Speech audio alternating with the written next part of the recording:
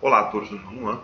A nossa aula de hoje é de revisão, então todos esses temas que estão aí nos nossos slides serão relembrados para que a gente venha compreender um pouco mais de cada um deles. Então vamos.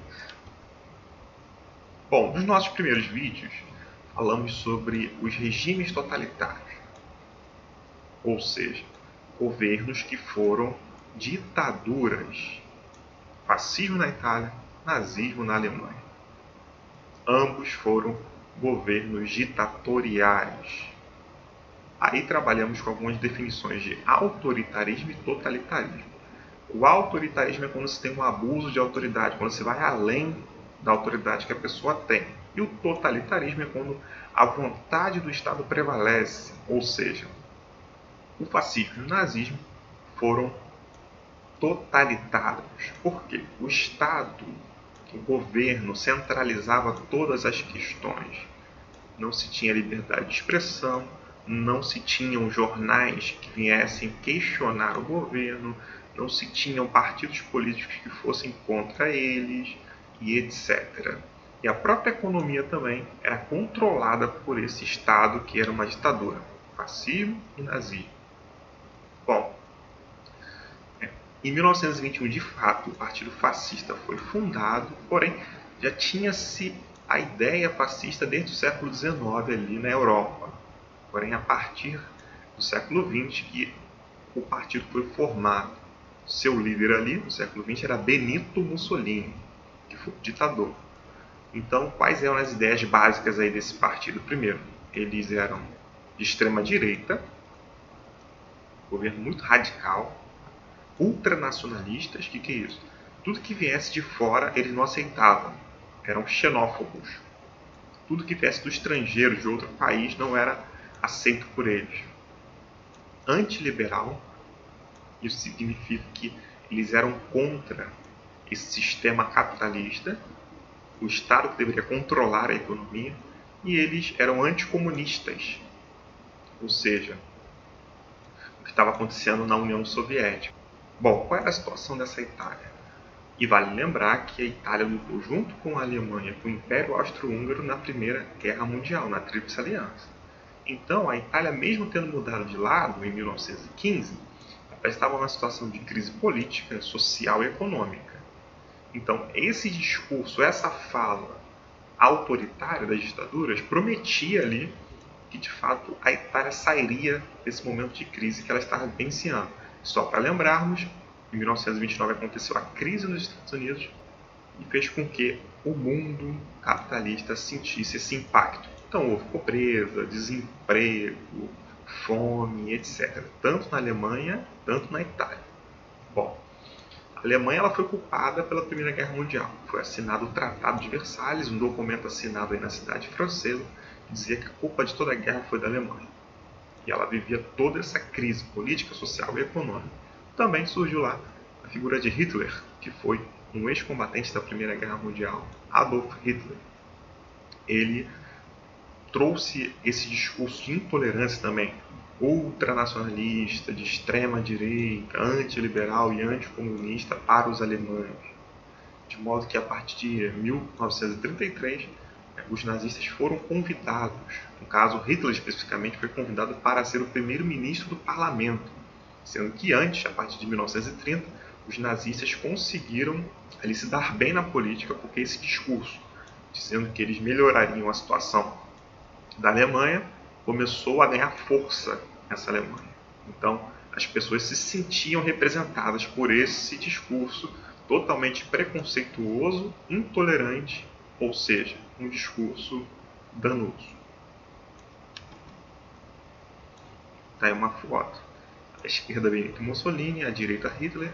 Ambos lutarão do mesmo lado na Segunda Guerra Mundial. Bom, saindo da Europa no século XX, vindo para o Brasil no século XIX, estudamos ali algumas características principais que levaram à proclamação da República. Vamos lembrar que até quase o fim do século XIX vivíamos sobre a monarquia, ou seja, o governo de Pedro II.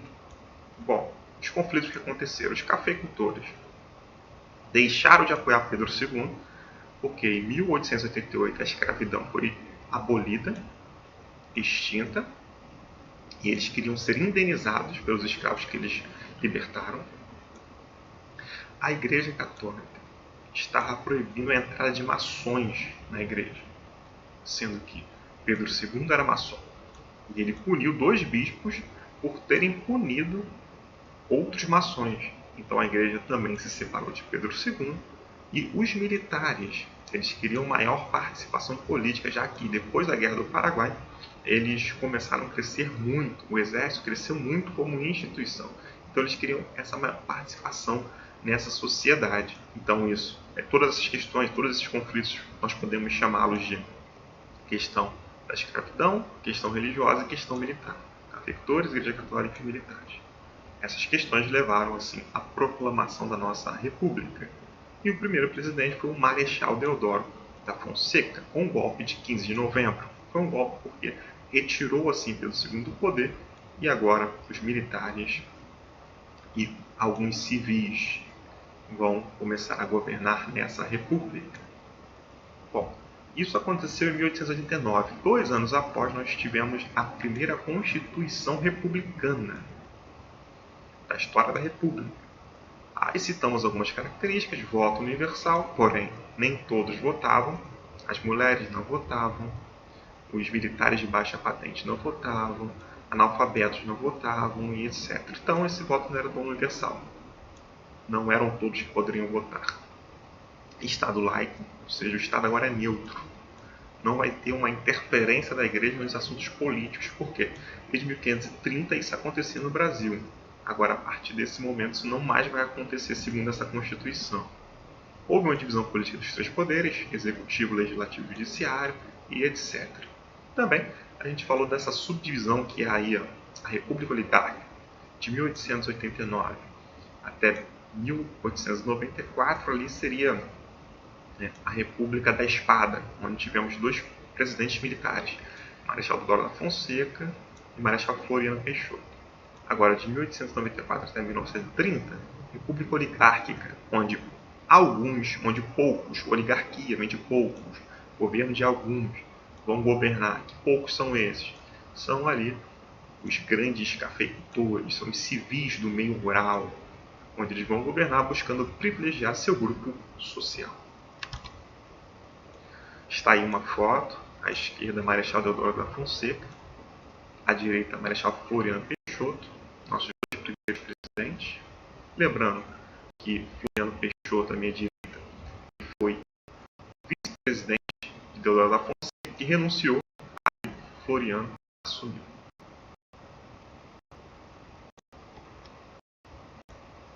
Bom, vimos também que essa república estava muito centralizada no meio urbano e conflitos rurais começaram a acontecer. Essa república pode ser chamada de República Velha ou Primeira República. Está no meio. Se tem um conceito que é chamado de messianismo. Diz o que é esse conceito? É a crença de que um líder religioso faria reformas sociais e políticas. Isso é cabível? Isso cabe tanto na questão de Canudos, com o líder Antônio Conselheiro, e também na Guerra do Contestado, com o líder José Maria. Por quê? Se acreditava que, de fato, esses líderes eram especiais, assim, líderes que fariam reformas religiosas e políticas. No caso de Canudos, Antônio Conselheiro, cearense, ia pelo interior nordestino, ajudando as pessoas, ajudando a construir coisas, procurou viver de uma forma alternativa a essa república, construindo um arraial ali em Canudos, no interior da Bahia. E muitas pessoas foram para lá. Mais de 20 mil pessoas começaram a morar lá. Isso gerou muitos problemas, porque as pessoas pararam de frequentar as missas. Isso porque Antônio Conselheiro era tido como esse líder religioso também. E foi atribuído a ele que a monarquia era melhor que a república. Atribuíram isso a Antônio Conselheiro, que ele falava isso, que a monarquia seria melhor que a república, que queria que a monarquia de Pedro II voltasse. E também, os grandes fazendeiros, eles também ficaram descontentes. Por quê? Porque os camponeses saíam de suas fazendas, ou seja, da fazenda dos grandes fazendeiros, e iam lá para Canudos viver de uma forma totalmente alternativa, onde eles plantavam lá para sua subsistência, para sua vida, tudo era repartido de forma igual entre eles.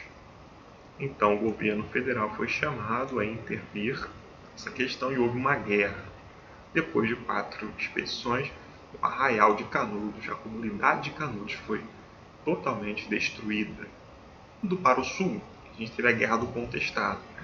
Era uma região disputada entre Santa Catarina e Paraná, muito rica em madeira, em ervas. Houve um grande número de pessoas que começou também a ir para essa região e até mesmo tinha um projeto ali para construir uma ferrovia justamente nessa região. Então, houve também conflitos aí. Por quê? José Maria, que era o líder espiritual e político, foi ali até Santa Catarina e entrou em guerra ali com os paranaenses. O governo foi chamado a intervir também e ao fim aí dessa guerra 20 mil pessoas ali morreram. Bom, também tivemos o cangaço, que não tem a ver com esse lance do messianismo, não tem a ver com esse conceito. O líder não tinha nada de religioso, porém era um banditismo social. O que é isso? O líder era Virgulino Ferreira da Silva, ou seja, Lampião, que comandava esse grupo armado que percorria o sertão nordestino fazendo assaltos.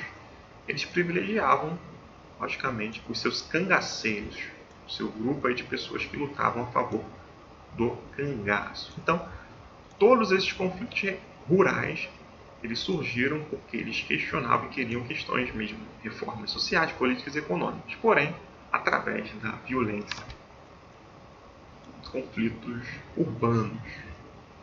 Isso se iniciou a partir das reformas urbanas, onde o presidente Rodrigues Alves começou a modernizar o Rio de Janeiro.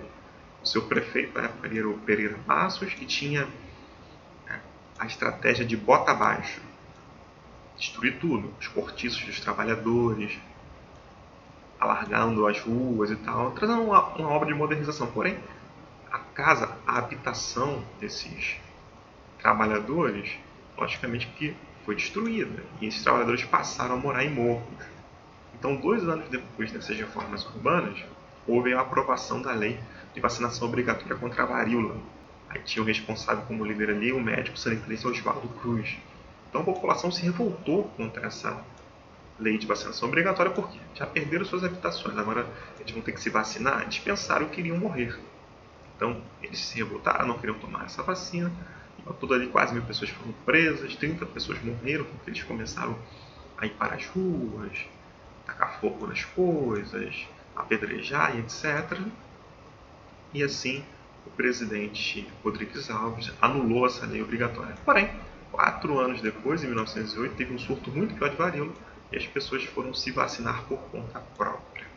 Outra revolta também que aconteceu foi a revolta da Chibata. Chibata teve o chicote. Isso ocorreu em 1910.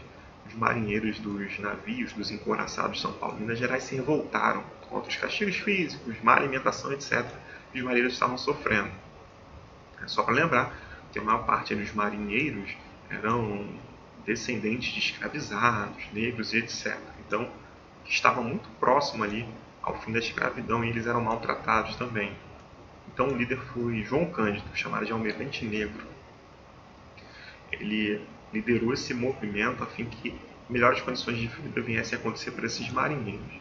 O presidente à época, Hermes da Fonseca, entrou em negociação com eles, dizendo que iria melhorar essas condições, porém, ao fim, os que se revoltaram foram mandados ao Acre para trabalhar e João Cândido, o líder, foi internado em um hospital psiquiátrico. E por fim, vimos que também houve uma revolta no movimento operário. Em 1917 aconteceu uma greve geral. Inicialmente São Paulo, depois outros estados aderiram a essa greve. Eles queriam melhores condições de trabalho para esses operários. No século XX aqui no Brasil, as condições eram aquelas condições bem parecidas com o século XVIII lá na Inglaterra. Jornada entre 14 e 16 horas, não se tinha férias, mulheres e crianças trabalhavam muito menos, etc. Nada que viesse proteger os trabalhadores, então eles reivindicavam por isso. O presidente entrou aí também uma mediação e trouxe pelo menos ali melhores condições de higiene para a fábrica, ventilação e etc. Tá aí a foto do líder João Cândido, almirante negro, da revolta da Chibata. Os militares eram punidos, os marinheiros eram punidos, qualquer coisa boba que eles cometessem que fosse ali contra a hierarquia da marinha. Enfim,